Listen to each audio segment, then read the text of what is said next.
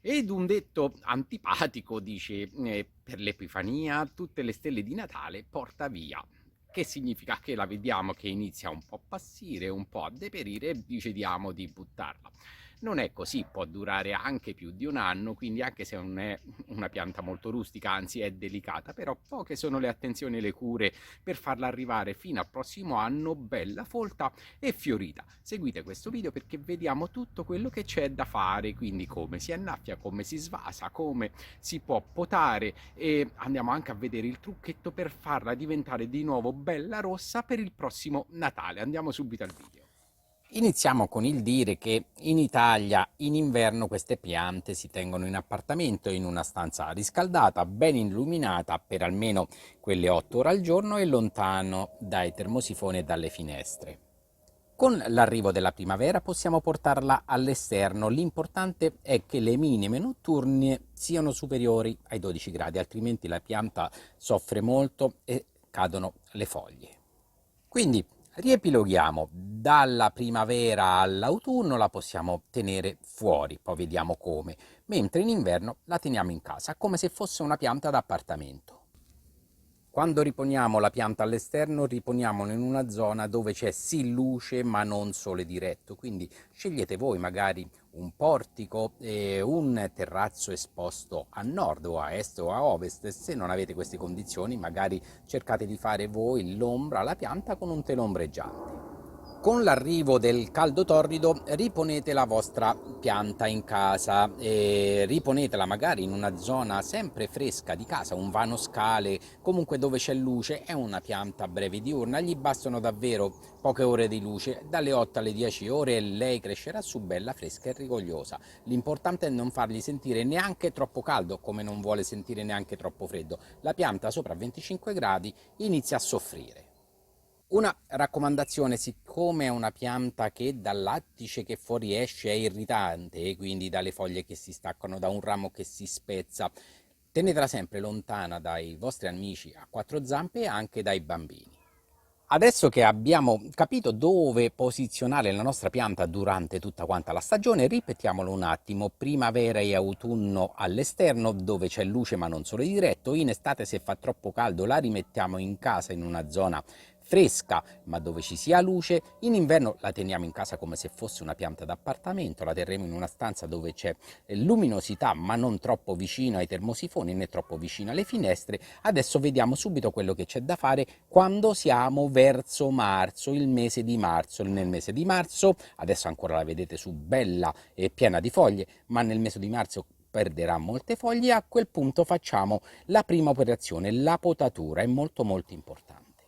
L'operazione di potatura, se seguite adesso, vedrete che è semplicissima. Prendete un paio di forbici, queste da potatura vanno benissimo, vanno bene anche quelle da cucina, perché i tronchetti, i rami della vostra stella di Natale non sono poi così duri. Le disinfettate con alcol etilico e poi siamo pronti a potarla. Prendiamo il ramo della nostra stella di Natale e noi dovremo tagliarne 2/3, quasi tutto. Quindi supponiamo che questo ramo sia alto 30 cm, io devo tagliarne 2/3, quindi 20 cm. Lascerò solamente 10 cm, però un accorgimento: nella porzione di pianta che rimarrà, eccoci qua, e in questi 10 centimetri io devo stare sempre ben attento che ci siano almeno un paio di nodi. I nodi sono questi punti dove sto toccando adesso con il mio dito medio,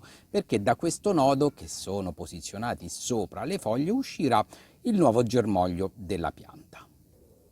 Facciamo l'operazione insieme. Decido che questo punto qua è ottimale perché mi rimangono circa 10 cm e io avrò una, due, tre gemme abbondanti, quindi leggermente le forbici inclinate, in questo modo, taglio secco e netto.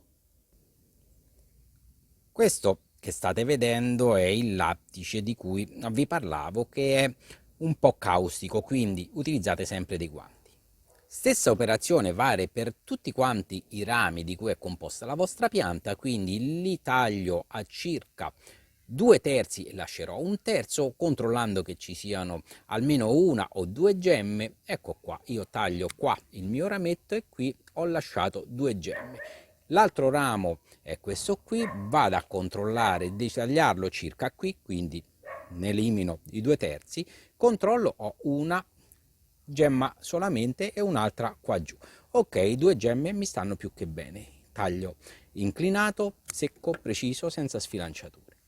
Dopo la potatura si effettua il rinvaso se è il primo anno, i rinvasi successivi poi dopo il primo anno si effettuano ogni 2 anni e comunque ogni qualvolta noi notiamo che sul fondo del vasetto ci sono le radichette della nostra pianta. Il rinvaso è semplicissimo, basta acquistare un vaso che è circa 2 cm più grande del nostro vasetto, metteremo sul fondo del nostro vaso, spostiamo un attimo la pianta, dell'argilla espansa, della vermiculite, insomma questi sassolini qua, in modo che fanno da punto drenante, l'acqua arriverà fino a lì e lì velocemente sgronderà nel sottovaso e poi dobbiamo riempire un po' il vasetto, diciamo adesso un paio di centimetri perché il vaso è solamente 2 centimetri più grande di quello, con del terriccio per piante acidofile. Eccolo qua, questo è un terriccio per gerani e ha un pH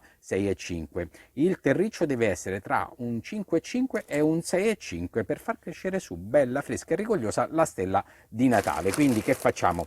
Posizioniamo sul fondo del vaso un paio di centimetri di terriccio. A questo punto non ci rimane altro che prendere la nostra pianta, posizionarla al centro e con le radici sul fondo del terriccio, riempire tutti quanti gli spazi intorno, pressiamo un po' il terriccio ed annaffiamo e abbiamo fatto la svasatura, semplicissimo.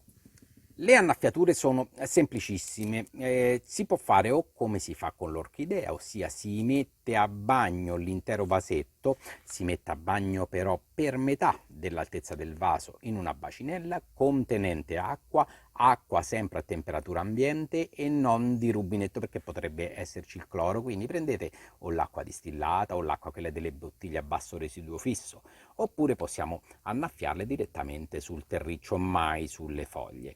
L'acqua chiaramente dovrà sgrondare velocemente nel sottovaso perché questa pianta soffre di ristagni idrici. In autunno e in primavera va bene annaffiarla una volta ogni 2 o 3 giorni, in estate annaffiate anche tutti i giorni. L'importante è che il terriccio tra un'annaffiatura e l'altra sia abbastanza asciutto. Quindi come si fa? O si tocca con un dito il terriccio e si controlla se il dito rimane umido, oppure si sente un attimo quanto pesa il vasetto, se è leggero avrà bisogno di essere annaffiato, oppure utilizzate quegli spiedini per vedere se quando li tirate fuori c'è del terriccio attaccato, allora vuol dire che la pianta è ancora umida, il terriccio è fresco e non bisogna annaffiarla. Se lo stecchino che tirate fuori è completamente asciutto da terriccio, allora annaffiate.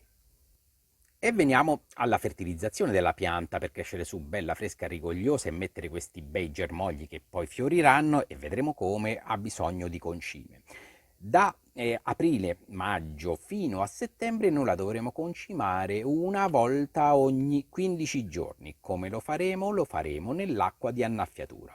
Quindi si prendono questi concimi liquidi che sono degli equilibrati, quindi un 555, un 666, un 777, comunque bilanciati tra potassio, fosforo e azoto, e ci andiamo a fertilizzare la pianta. Guardate, più o meno ne è sufficiente 1,5 grammi di questo concime liquido qua ogni litro di acqua. Quindi prendiamo 1,5 grammi di questo prodotto, lo mettiamo nel litro di acqua, acqua sempre a temperatura ambiente e a basso residuo fisso, e ci andiamo ad annaffiare la pianta.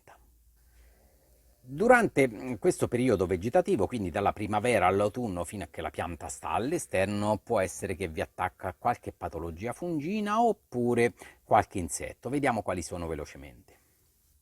Una patologia fungina per cui soffre questa pianta è la botrite, quindi quando voi notate della muffa grigiastra sulle foglie vuol dire che l'ambiente è troppo umido o magari con l'acqua avete toccato le foglie, quindi dobbiamo cercare di abbassare la frequenza delle annaffiature e cercare di non colpire le foglie con gli schizzi d'acqua. Magari ha anche piovuto e noi non ci siamo accorti e è arrivata un po' d'acqua sulle foglie.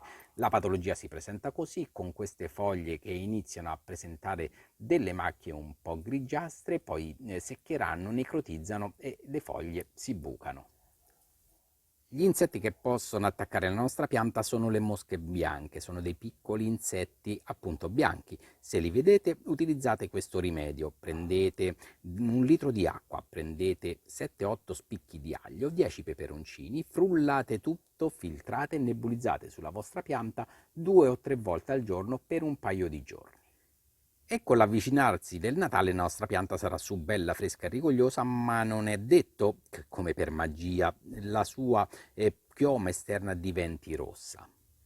Queste foglie rosse, che sono delle brattee, quindi sono delle foglie che si sono trasformate, hanno perso la loro clorofilla, sono diventate così rosse, ma per farlo hanno bisogno di un periodo di non ricezione della luce, e in natura diventano rosse quando arriva il freddo, quando arriva l'inverno. Quindi noi dobbiamo simulare la stessa cosa.